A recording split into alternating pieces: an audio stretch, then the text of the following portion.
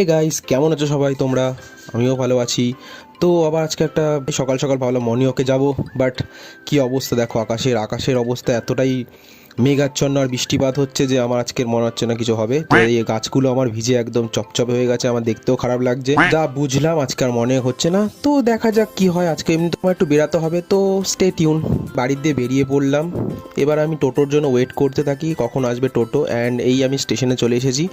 এবার আমি ট্রেন ধরবো। এবার ট্রেনের জন্য ওয়েট করতে করতে নাজেহাল, কখন যে আসবে কে জানে। তো ট্রেনে উঠে পড়লাম। তো আজকের যাচ্ছি হচ্ছে বিশ্বকর্মা পুজো শপিং করতে। সেই শপিংয়েই দেখা হচ্ছে তোমাদের সাথে। চলো দেখো কত বিশ্বকর্মা ঠাকুর, কোথাও আবার এরকম লম্বা লম্বা ঠাকুর, কোথাও এরকম ছোট ছোট ঠাকুর, আর কোথাও এরকম ডিজিটাল ঠাকুর, কোথাও আবার এরকম পাগড়ি পরা ঠাকুর, মানে কত ঠাকুরের ঠাকুর। তো ফাইনালি আমরা এখান থেকে ঠাকুরটা চুজ করলাম। বিশ্বকর্মা ভান্ডার নিয়ে ফুল মালা মিষ্টি ফল এগুলো সব না হয়ে গেল।